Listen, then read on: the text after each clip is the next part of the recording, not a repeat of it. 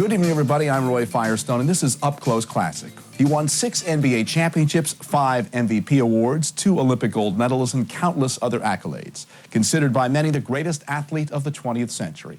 He is, of course, Michael Jordan, the best player the NBA has ever seen. But in 1984, he was a soft-spoken college junior from North Carolina. The measure of success and greatness in basketball, University of North Carolina, is not the awards and trophies. It's having a sandwich named after you. Let me give you an example.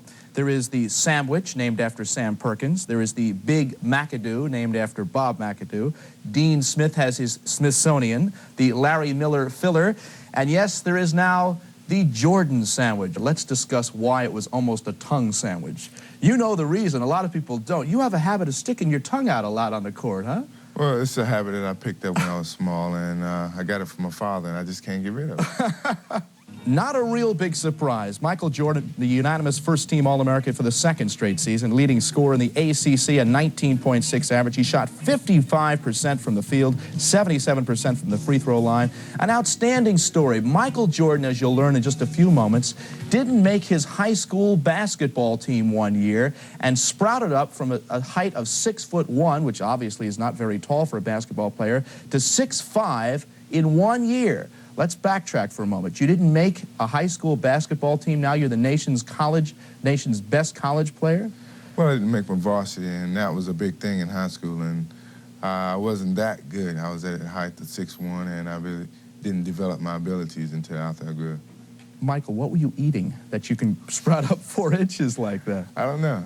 Whatever I was eating, it was good, and it helped me out a bit. They call you the Rabbit. That's one of the nicknames you had growing up. Let me tell you a little bit about this guy. He worked so hard. One year he was running a 4.6 40. From 1 year to the next, he knocked that down from a 4.6 40 to a 4.3 40.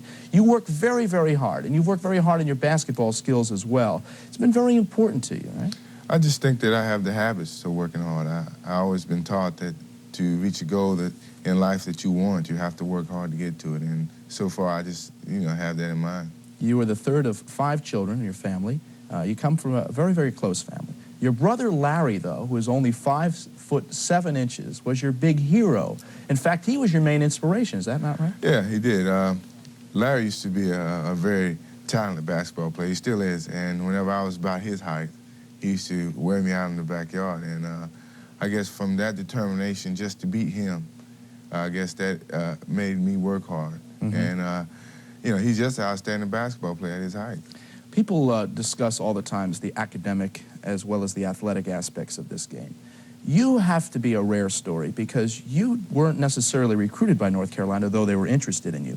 But you went to the campus yourself because you wanted to see for yourself what the school was about academically, right? Yeah, North Carolina wasn't recruiting me at this time. I had this Project Uplift, which is an organization where high school students get the chance to go to colleges and just see how it's like. And I got the chance to visit North Carolina, and I saw not just the bad side, but I saw the good side also. And I wasn't shielded away from the university as a lot of schools do.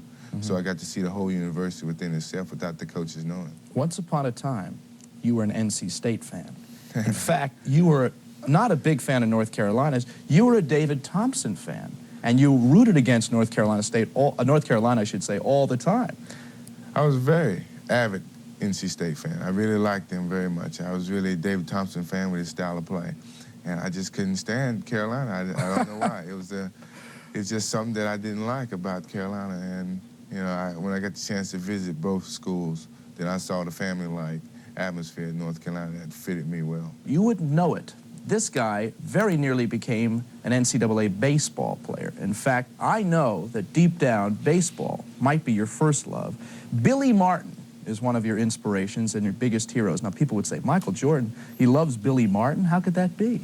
I just like his controversial attitude. He always aroused the fans and still maintains a good record. How good a baseball player were you?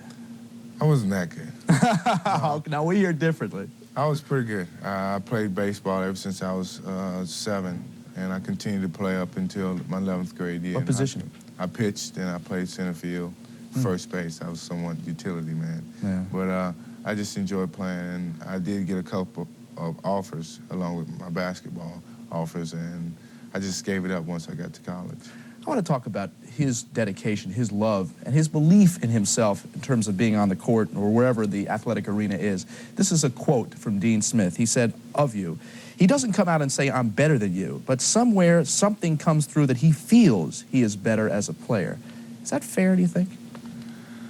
I don't know. I think it's fair coming from Coach Smith.